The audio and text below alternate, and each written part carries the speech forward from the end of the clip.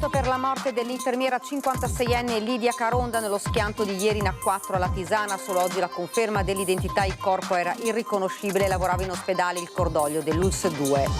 Ladri in azione nelle aziende agricole, a San Zenone degli Ezzelini spariscono 2 trattori, intanto le razzie nelle case spingono sempre più cittadini in Veneto a organizzarsi in ronde.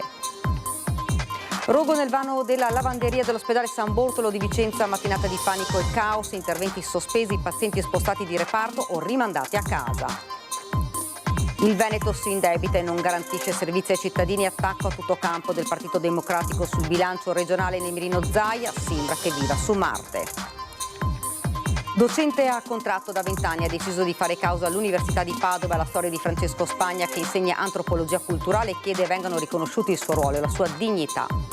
La chiesa dell'Opera della Provvidenza Sant'Antonio di Rubano sarà elevata a santuario. La celebrazione domenica 22 dicembre alle 9:45 sarà trasmessa in diretta su Antenna 3. Questo sabato invece dalle 21, sempre su Antenna 3, l'imperdibile concerto delle voci del coro Ana di Oderzo dal Duomo, il tradizionale momento natalizio con le penne nere. Buonasera, ben ritrovati, edizione regionale dei nostri notiziari, dunque la cronaca in primo piano. E dunque è un'infermiera di 56 anni di Vittorio Veneto la vittima del tragico tamponamento di ieri pomeriggio in A4 all'altezza del ponte sul Tagliamento. Inchiesta in procura a Pordenone a carico del camionista romeno di 30 anni alla guida della Bisarca, che ha schiacciato la macchina della donna contro il tir che la precedeva. Il riconoscimento attraverso la targa dell'auto e la medaglietta del cane a cui era legatissima. C'era un'infermiera di 56 anni dell'ospedale di Vittorio Veneto, Lidia Caronda, al volante dell'auto schiacciata tra 2 mezzi pesanti, un tir e una Bisarca, lungo la A4 tra la Tisana e Portogruaro. La vettura ha preso fuoco e per la donna non c'è stato nulla da fare. L'identificazione della vittima da parte del personale della polizia stradale non è stata semplice. L'ufficialità si è avuta a distanza di ore, sconcerto e dolore per i colleghi dell'ospedale vittoriese e nell'ULSS 2. Il mio cordoglio, mio, del direttore Salemmi, dell'ospedale, di tutti i colleghi di Conegliano e Vittorio Veneto per questa tragedia della strada.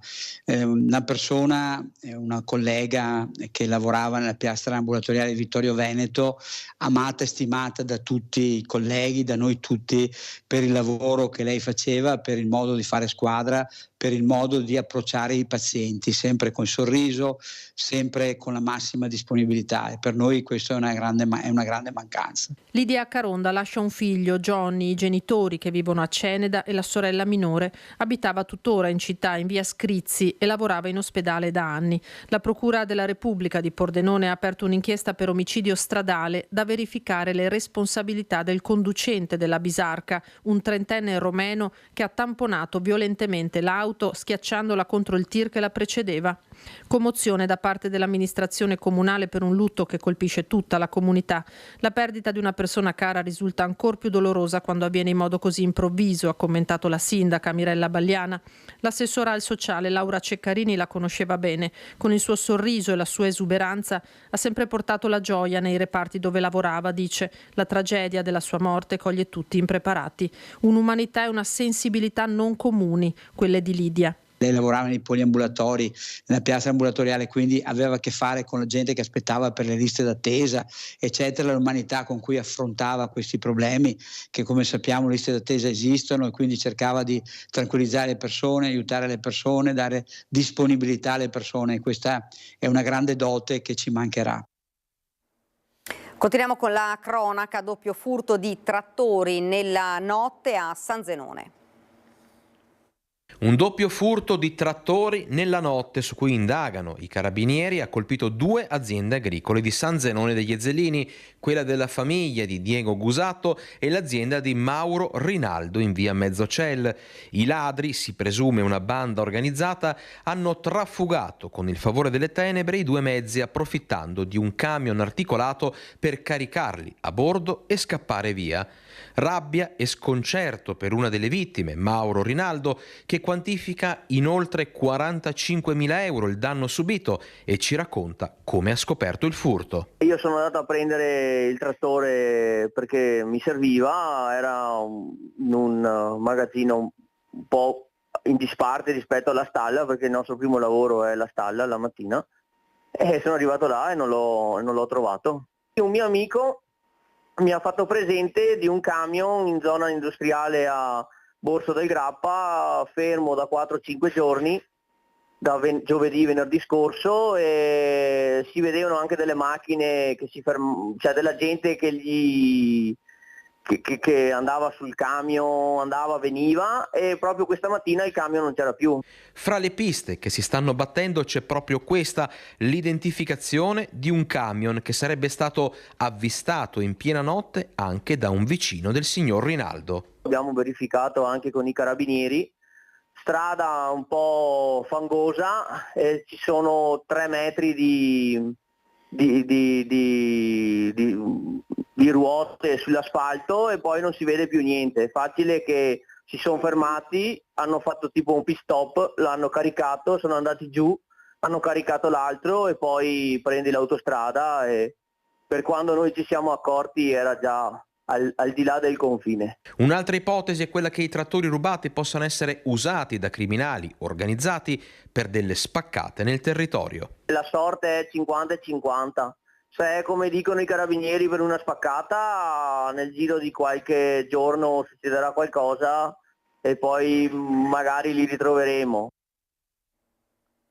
Dalla Riviera del Brenta al Veneto orientale un'escalation di furti in abitazione sta esasperando i cittadini che si organizzano in ronde ma chiedono anche più pattuglie. Dalla Riviera del Brenta al Veneto orientale i furti nelle abitazioni anche in pieno giorno ormai sono quotidiani e i residenti sono esasperati. Uno degli episodi più recenti è avvenuto a Caltana pochi giorni fa. Le immagini delle telecamere, di cui sempre più residenti si stanno ormai dotando, hanno ripreso 3 persone che si aggiravano all'esterno di una casa, probabilmente per un sopralluogo, per poi farvi ritorno il giorno seguente, ma il proprietario non si è fatto cogliere impreparato. Andate via! Via su! La rabbia dei cittadini sta portando a essere sempre più attenti nel proteggere le proprie abitazioni, anche organizzandosi in ronde come avviene già da qualche anno, ci racconta Annalisa Zangrando, che gestisce un gruppo WhatsApp con centinaia di cittadini. Nel momento che scattano gli allarmi, i WhatsApp, i messaggi, che ci sono state delle intrusioni o dei tentativi, le persone tranquillamente prendono l'auto e con le 4 frecce magari fanno il giro del proprio quartiere. Non sono persone incappucciate, vestite di nero, che vanno in cerca dei ladri. Si cerca solo di far capire a questi delinquenti che ci osservano che la gente si è attivata e li stanno osservando. C'è chi si è ritrovato con il cane narcotizzato, chi con serie ferite come il 15enne di Noale e chi esce 2 ore e al rientro trova la casa svaligiata. Ladri sempre più sfrontati e senza remore. Ti fanno magari il dito medio, ti fanno il sorriso, ti mandano a quel paese oppure ti minacciano anche, ma non hanno assolutamente paura perché sanno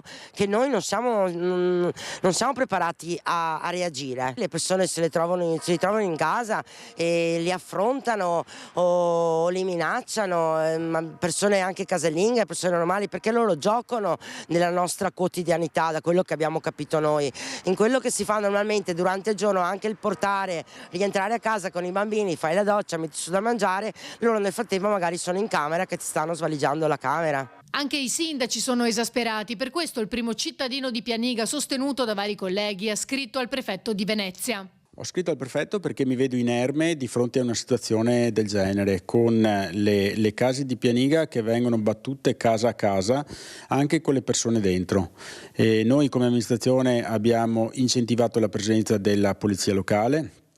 Abbiamo investito anche sulle telecamere, ma questo è insufficiente, quindi ho scritto al prefetto chiedendo aiuto e soprattutto per avere pari dignità anche a Mestre. C'è uno Stato, dobbiamo fare di tutto perché lo Stato si faccia sentire e perché soprattutto ci protegga. Domani sera i cittadini si riuniranno in piazza Caltana per stilare una lettera, un richiamo anche noi al prefetto e alla politica che devono assolutamente intervenire e darci una mano, perché anche le forze dell'ordine, per quanto che arrivano tempestivamente, sono poche. Noi abbiamo poche pattuglie nel territorio. Io spero in una grande partecipazione. Nei prossimi giorni si riunirà il Comitato per l'Ordine e la Sicurezza Pubblica. Ed ora a Vicenza, rogo nel vano della lavanderia dell'ospedale San Bortolo, mattinata di panico e caos. Ospedale San Bortolo, ore 9:30. In un locale interrato nel cuore del nosocomio cittadino si sprigionano fiamme a ridosso di sacchi di indumenti e si innesca un pericoloso principio di incendio. Scatta immediatamente l'allarme e mentre si attendono i vigili del fuoco prontamente intervengono le squadre interne all'ospedale. È il fumo però a scatenare la paura, denso con odore acre, che si insinua nei locali adiacenti nei reparti di chirurgia generale, vascolare e urologia. Arrivano i pompieri con 15 uomini con maschere d'ossigeno e 8 mezzi e nel giro di un'ora circoscrivono e mettono in sicurezza l'area interessata.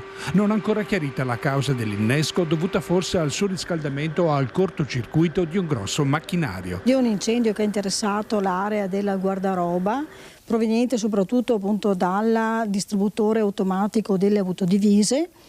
L'incendio è stato appunto spento tempestivamente, c'è stato appunto l'intervento da parte appunto sia del nostro appunto squadra dell'antincendio come pure dei vigili appunto del fuoco. Non abbiamo avuto né feriti, fortunatamente nessuno appunto si è avuto ferito neppure avuto intossicati. Ha prodotto dei disagi, abbiamo avuto spostato 91 pazienti dei reparti soprattutto delle aree appunto chirurgiche, dopodiché per quanto riguarda invece appunto gli interventi di sala operatoria sono stati appunto sospesi gli interventi e conclusi appunto quelli appunto in corso. Garantite l'attività operatoria d'urgenza, sono state però sospese preventivamente le attività del gruppo operatorio degli interventi programmati ma non ancora iniziati. A scopo preventivo sospese anche le visite ambulatoriali programmate di alcune specialità e le attività diagnostiche dei laboratori di analisi e della radiologia. Ora ripristiniamo quanto prima il tutto e ovviamente anche attività di natura ambulatoriale sono state appunto sospese, soprattutto diverse appunto specialità, soprattutto chirurgiche. La normalità quando potrà essere ripresa?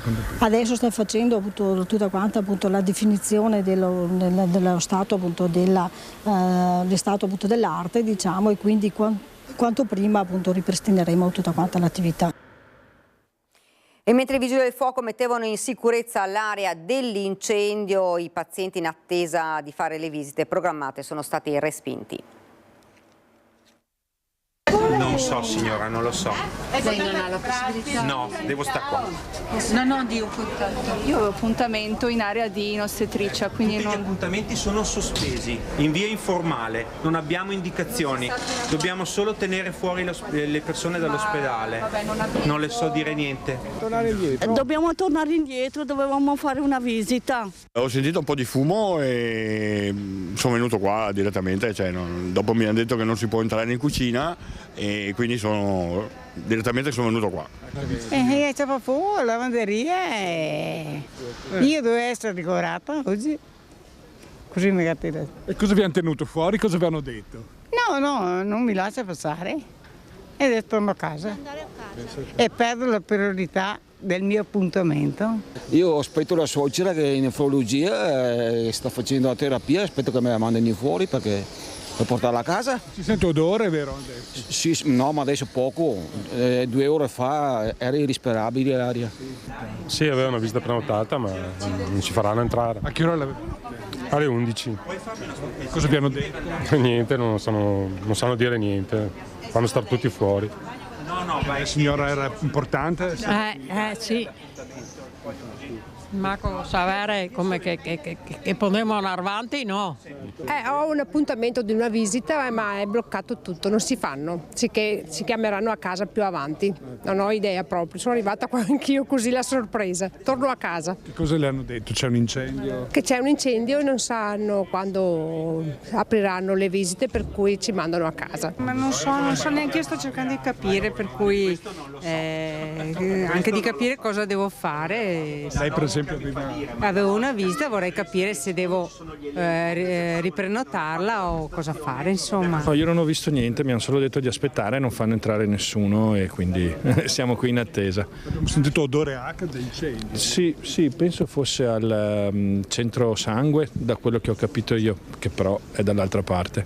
Ho accompagnato il marito per un esame, ne ha fatto metà e l'altra metà ci hanno evacuato, aspettiamo. Che cosa ha visto, cosa ha sentito? Beh, quando sono arrivata io alle 9:30 ho incrociato i pompieri che entravano in ospedale. Ho visto del fumo lì dietro nero e ho sentito odore di fumo, plastica bruciata più.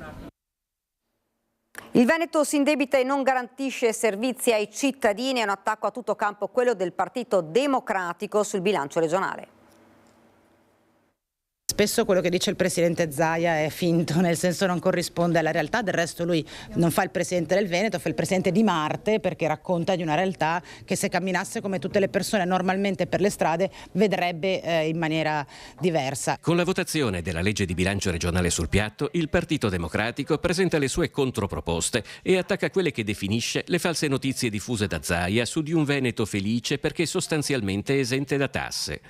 Ma non far pagare l'IRPEF, ad esempio, certo significa per il 70% della popolazione risparmiare 60 euro l'anno, ma poi il mancato introito di qualche centinaio di milioni di euro ha significato che la Regione ha dovuto tagliare sui servizi. Mi regali, tra virgolette, 60 euro non mettendomi le tasse, ma mi costringe a spendere, questi sono i dati delle ultime ricerche, mediamente 1.200 euro l'anno per ricorrere alla sanità privata, mi eviti di darmi 500 euro al mese di borsa di studio che il Veneto l'anno scorso non ha erogato ai beneficiari, o mi fai pagare 2.000 euro al mese la retta di un ricovero in casa di riposo. Quindi diciamo non è la Regione che direttamente ha messo le mani in tasca ai cittadini, ma i cittadini nelle loro tasche le mani se le sono dovute mettere e come per pagarsi dei servizi essenziali. Il governo Meloni sta tagliando pesantemente i bilanci regionali, più di 22 milioni nel 2025.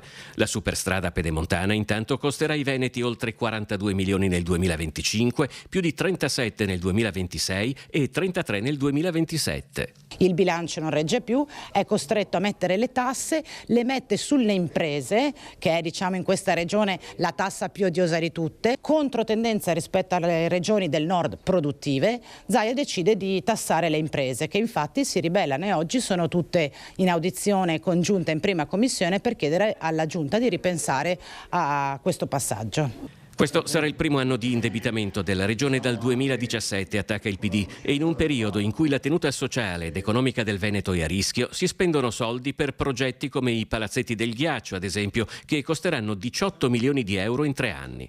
Tra le proposte del PD invece ci sono il potenziamento della medicina territoriale, l'aumento della sicurezza a partire dai pronto soccorso, un sostegno agli affitti per i giovani per potersi realizzare nella vita privata e professionale e pianificare il proprio futuro. Ed ora a Padova, docente a contratto da 20 anni, ha deciso di fare causa all'Università di Padova. Sentiamo perché.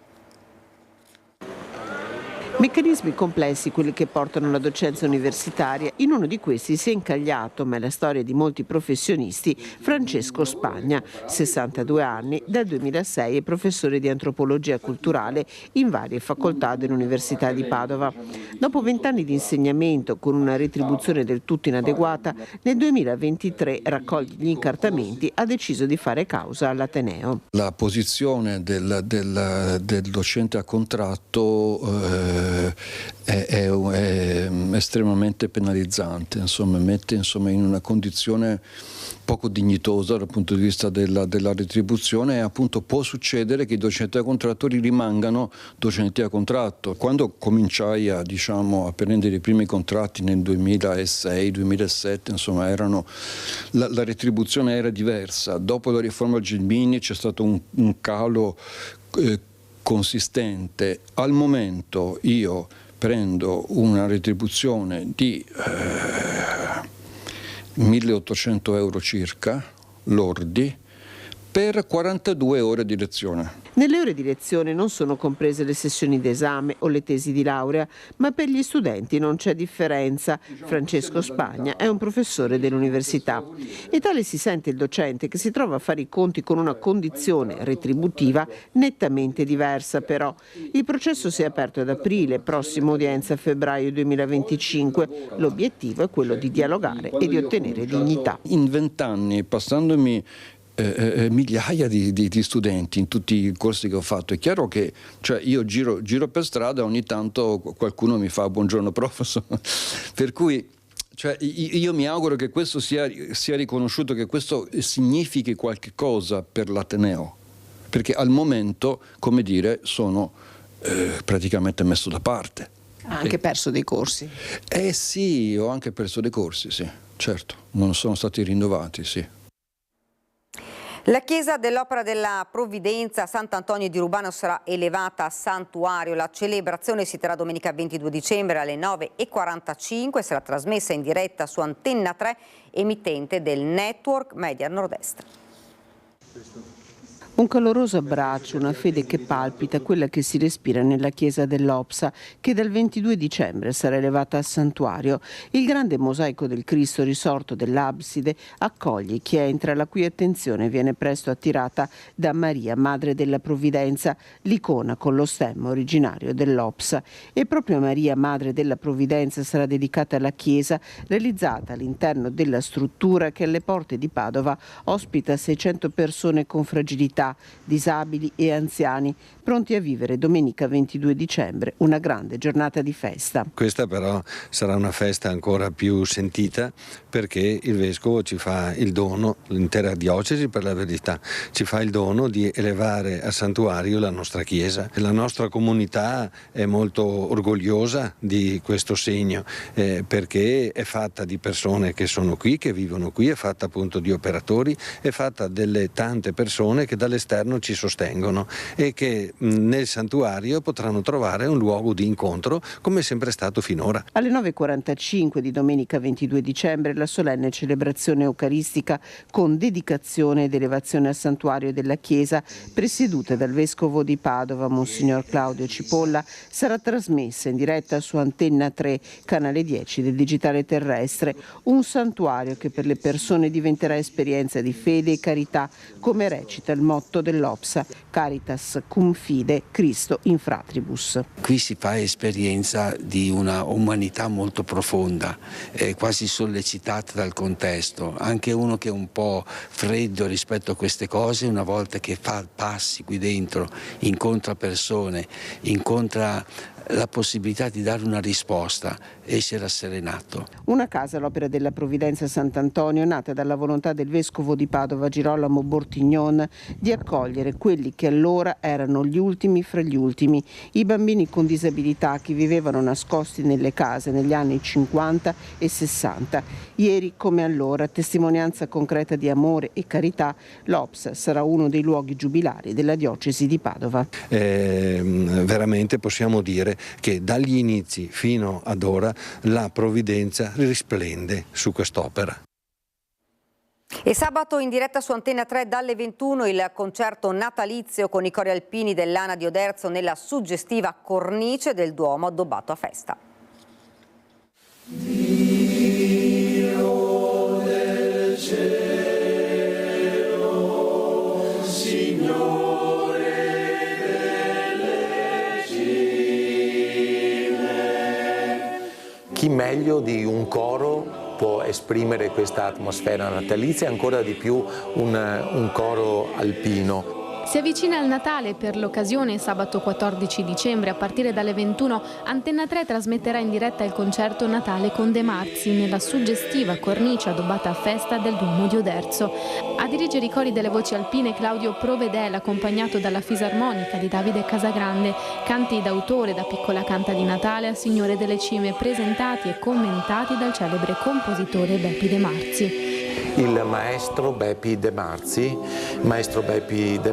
che grazie all'amicizia personale che mi lega a lui viene nella Marca trevigiana, è un musicista vicentino, veneto, ma ormai è internazionale, conosciuto in tutto il mondo, ma viene appunto a presentare e a commentare i suoi canti. Più di 100 i brani di ispirazione popolare, parole e musica composte dal maestro. Alcuni di questi saranno eseguiti e interpretati dal coro Ana di Oderzo. Prima fra tutte, Signore delle Cime. Si sta avvicinando il Natale e penso che per tutti quanti uno dei momenti più sereni e gioiosi per vivere con l'animo appunto sereno il Natale è quello di sentire e ascoltare le musiche natalizie e le atmosfere musicali che solo il Natale sa dare. Un concerto di Natale con 35 voci, tra cui quelle dei giovanissimi ragazzi tra i 17 e i 23 anni. Una serata per immergersi nelle note della storia cantata dalle penne nere e scivolare in un'atmosfera ricca di magia e tradizione.